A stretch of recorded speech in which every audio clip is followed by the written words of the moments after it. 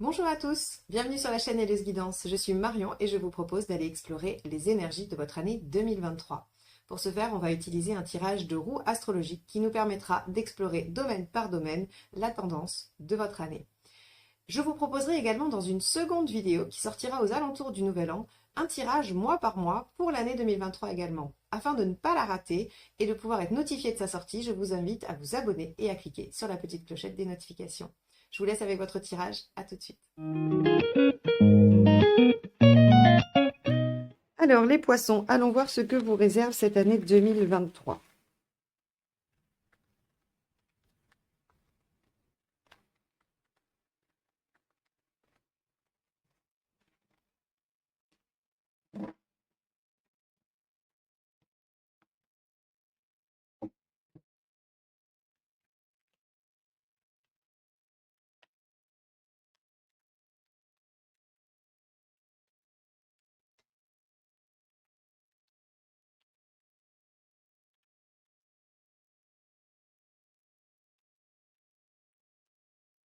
Allez. Alors, la maison 1 sera la 10. La maison 2, l'amoureux. La maison 3, l'empereur inversé. 4, le diable inversé. 5, le pendu inversé. 6, l'étoile. 7, le mât.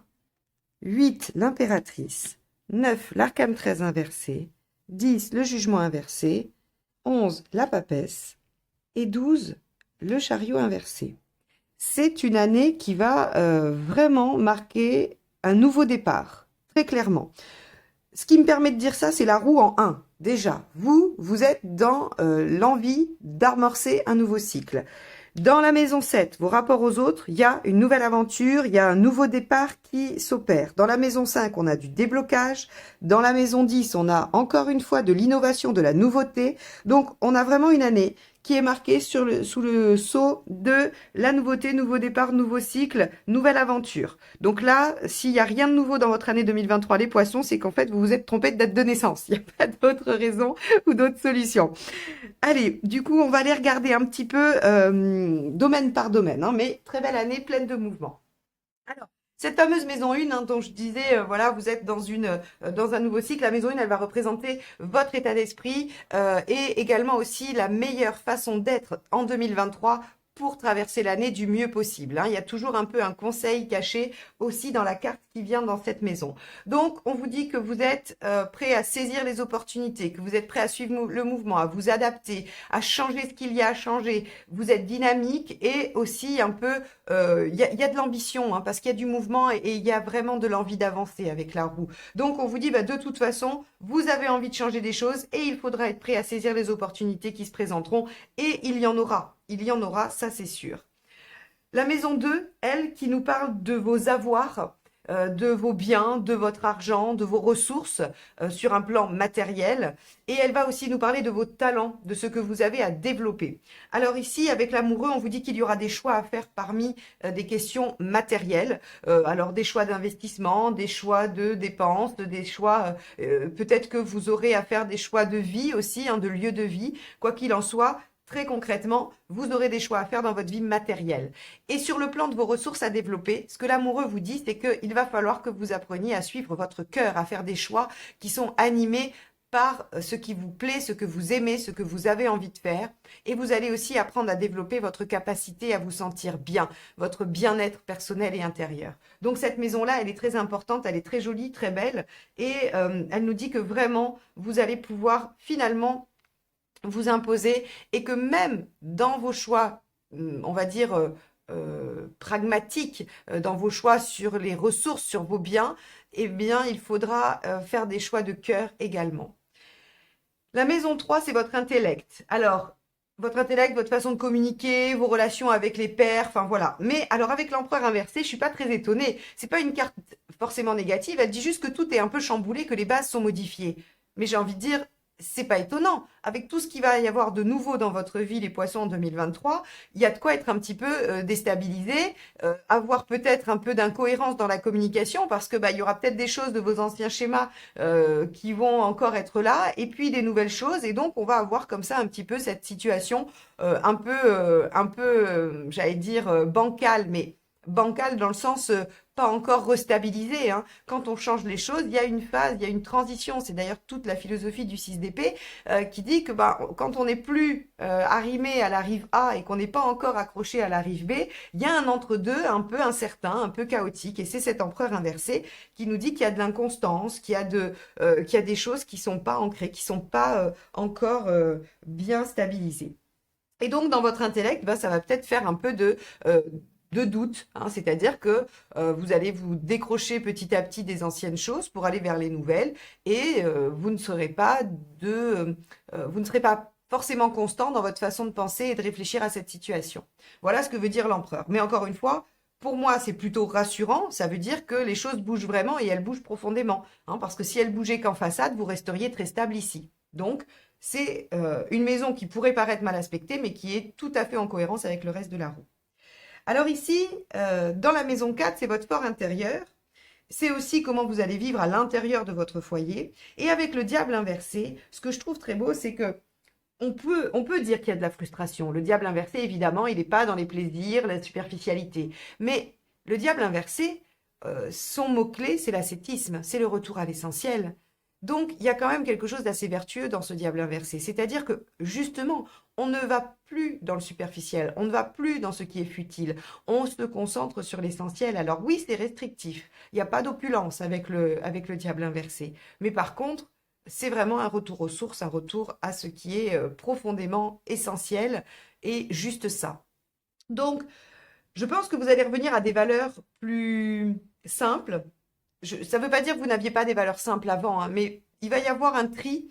Il va y avoir un tri dans ce que vous avez envie de réaliser, dans ce que vous avez envie de faire, d'où les choix. Hein, les choix sur le plan matériel, sur le plan pratique, mais également sur le plan de vos ressources. Qu'est-ce que je choisis de développer? Donc ici, comme on a des choix, on a du tri et on revient à quelque chose de beaucoup plus épuré, de beaucoup plus central, et donc sur le nécessaire, hein, sur ce qui est primordial. C'est assez intéressant parce que même par rapport à vous, finalement, il y a cette recherche de ne vibrer que sur ce qui compte. Donc moi, je trouve cette carte extrêmement positive à cet endroit-là.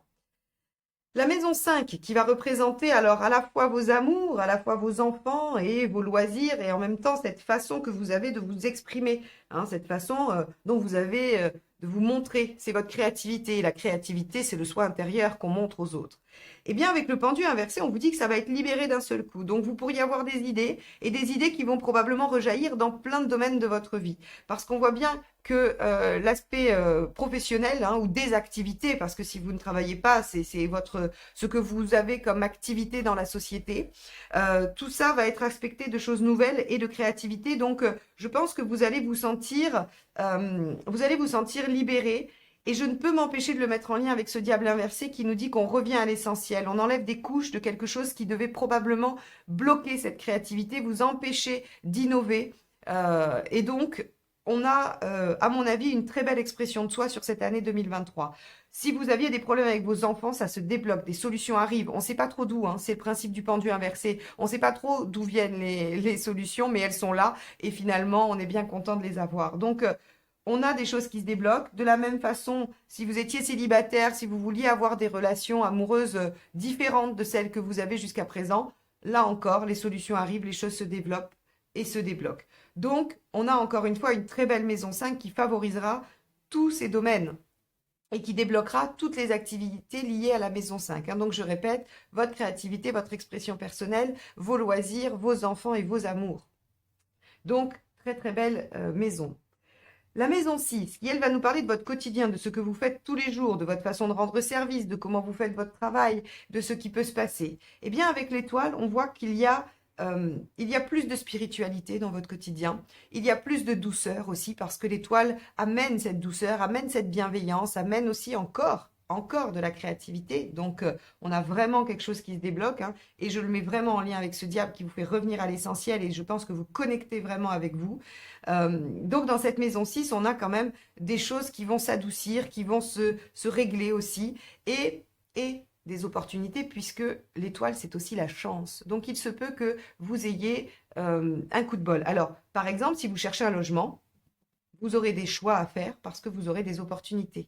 Hein. On voit bien ici qu'il est tout à fait possible que vous ayez, si vous souhaitez déménager, que vous puissiez le faire, parce qu'en plus on a une dynamique de mouvement hein, qui peut très bien s'interpréter comme ça, et donc on peut avoir de la chance sur des investissements, sur des achats de foyers, des choses du quotidien. Donc, encore une fois, une maison très bien aspectée. Vous avez un tirage merveilleux, les poissons. Hein. Vous devriez avoir une année 2023. Si l'année 2022 a été mauvaise, vraiment, vous allez être heureux de traverser 2023. Dans la maison 7, avec le mât, on a vraiment un nouveau départ, mais un nouveau départ innovant. C'est-à-dire, donc la maison 7 représente votre partenaire de vie si vous en avez un, ou celui que vous allez avoir si vous n'en avez pas encore, ça peut représenter l'associé et c'est aussi votre façon d'être avec les autres, d'être en relation avec les autres. Et donc avec le mât, on a cette notion de nouveau départ, de nouveauté, d'innovation là-dedans. Donc si vous êtes en couple depuis longtemps, vous pouvez espérer qu'il y ait quelque chose de nouveau qui vienne s'injecter dans votre relation. Et pourquoi? Parce que vous reviendrez à l'essentiel et que les problèmes se débloquent. Vraiment, ça c'est très lié à ces deux maisons. Donc, vous pourrez espérer quelque chose d'un souffle nouveau, d'une nouvelle aventure, de quelque chose qui vient en tout cas se faire différemment par rapport à l'habitude. Si vous étiez célibataire, bah, visiblement vous rencontrez quelqu'un et vous allez vers une nouvelle aventure. Encore une fois, il y a une nouvelle page de vie qui s'ouvre, donc ça c'est très bien. Et si vous aviez des relations un peu difficiles, eh bien dites-vous qu'elles vont se modifier parce qu'avec le mât, comme je le disais juste avant, il y a toujours cette notion d'innovation, de nouveauté. On ne fait pas comme avant. C'est pas juste le recommencement, qui pourrait parfois être un peu symbolisé par la roue de fortune, qui fait que les cycles reviennent régulièrement, mais on ne vient pas forcément les modifier. Là, avec le mât, c'est on repart sur quelque chose de radicalement nouveau. Donc, si vous aviez envie de changer votre façon d'être avec les autres, eh bien, c'est ce qui va se produire, c'est ce qui va se passer. Et comme on débloque avec la maison 5 votre façon d'être, forcément, ça modifie comment vous êtes en relation avec les autres. Et il faudra peut-être être un petit peu aventureux dans vos relations aux autres. Mais en tout cas, encore une fois, très belle maison. La maison 8, qui va être vos envies, vos pulsions. Voilà, ça va représenter un petit peu ce que vous avez, votre instinct. Hein, et votre instinct va être à reprendre le dessus. Je pense qu'encore une fois, cette année va vous permettre de reprendre le dessus sur pas mal de choses, sur pas mal de situations, et vous placer en position de force, en position de maîtrise. L'impératrice, elle mène les choses, elle les dirige, elle les organise. Et en plus, elle est également créative. Je pense que si vous avez envie de réaliser un vieux rêve, quelque chose que vous avez envie de faire sortir de vous, ça va être la bonne année pour vous les poissons. Hein, parce que l'impératrice, elle crée ce qu'elle a envie de mettre en œuvre, elle l'organise, elle le met en place vraiment. Donc ici, vous allez avoir cette impulsion qui fait que vous avez envie d'être aux commandes de votre vie. Donc ça, c'est assez important. La maison 9, ici, avec l'arcane 13 inversé, elle va nous parler de vos recherches personnelles, de votre intériorité, de vos systèmes de croyances, de votre vision du monde. Et j'aurais tendance à dire que vous avez une vision du monde en mouvement. Vous voyez bien que les choses sont en train de changer. Alors, plus ou moins rapidement. Mais l'arcane 13 inversé, c'est la transition, c'est le changement lent, sans douleur. Alors, c'est une question qui va se poser. Est-ce que vous avez envie de faire ces changements pour ne plus souffrir? Est-ce que vous faites ces changements en douceur? De toute façon, votre recherche personnelle, elle a comme moteur le changement, la transformation intérieure et profonde.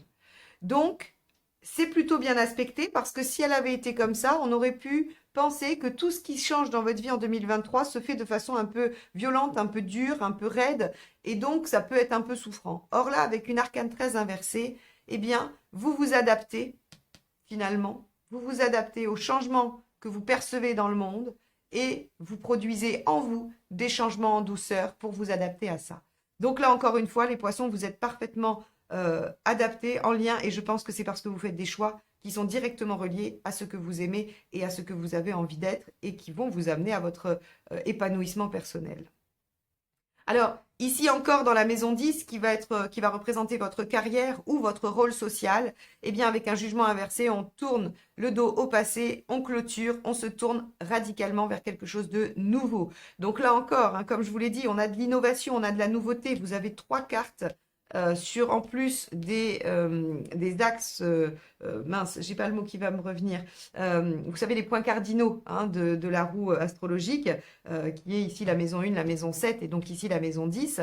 Il y a aussi la maison 4 hein, en point cardinal. Mais ici, sur des choses importantes de cette roue, vous avez des cartes d'innovation, de nouveauté, de nouvelles pages de vie. Donc, encore une fois, dans la carrière, il va y avoir quelque chose d'innovant qui va se produire. Soit vous allez réussir à obtenir de nouvelles attributions, de nouvelles tâches, de nouvelles missions, soit vous allez changer radicalement de travail, vous allez faire une reconversion grâce à des opportunités hein, que vous trouverez ici, grâce au déblocage de votre capacité à vous développer, à vous révéler vous-même. Donc, on a encore une fois dans la maison 10 de la nouveauté, une ouverture sur quelque chose qui va être différent d'avant. Encore une fois, ce n'est pas un renouveau, ce n'est pas quelque chose qu'on recommence à l'identique. On vient injecter de la nouveauté, on vient injecter quelque chose qu'on n'a jamais fait dans le jugement inversé. De même qu'avec le mât. Donc, de la nouveauté dans la carrière et ce, pour du bien, puisque vous êtes en dynamique de 10. Dans la maison 11, qui elle va représenter comment j'allais dire, votre objectif final, votre grand rêve, vos grands espoirs.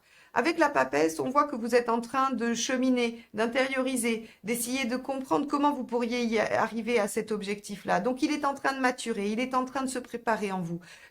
Vous savez exactement où vos choix vont vous mener, vous savez où vous devez arriver pour être réalisé, pour vous sentir en harmonie, et vous êtes en train d'y travailler. La papesse, elle réfléchit, elle accumule du savoir, elle cherche le mode d'emploi. Donc ici, on voit très bien que vous êtes en train d'œuvrer pour votre réalisation. Et ça, c'est encore une fois extrêmement positif, et cette année, il va y avoir beaucoup d'opportunités pour aller dans cette direction. Alors, la maison 12, c'est ce que vous avez besoin de lâcher, ce que vous avez besoin de mettre en œuvre pour traverser cette année. Eh bien, la maison 12, avec son chariot inversé, elle nous dit, vous avez besoin d'aller connecter avec vos ressources, vos capacités à dépasser les obstacles. Parce que le chariot inversé, qui a souvent mauvaise réputation, en fait, est une carte quand même positive parce que ce que ça nous dit, c'est pas qu'on va complètement échouer, c'est juste que sur la route, il y aura des obstacles.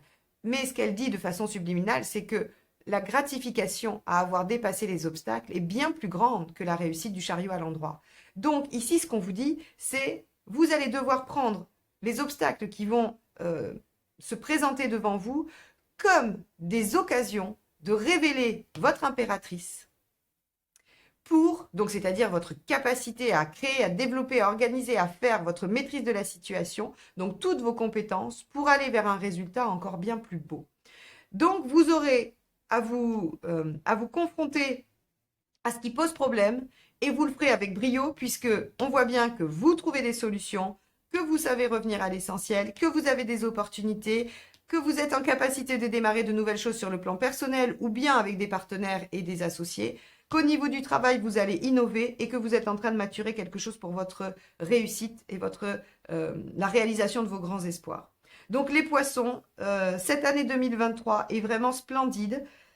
J'espère que vous allez pouvoir vous servir de ce tirage pour aller encore plus développer les potentiels de chaque domaine, pour pouvoir vous aider à reconnaître quand les choses vont se présenter et vraiment user de ce chariot inversé. Je dépasse les obstacles pour avoir une réussite bien au-delà de mes espoirs, de mes espérances. C'est vraiment ça le thème de votre année 2023.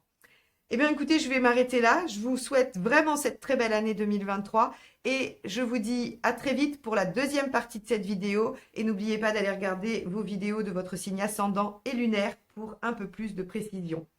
Je vous dis à très bientôt.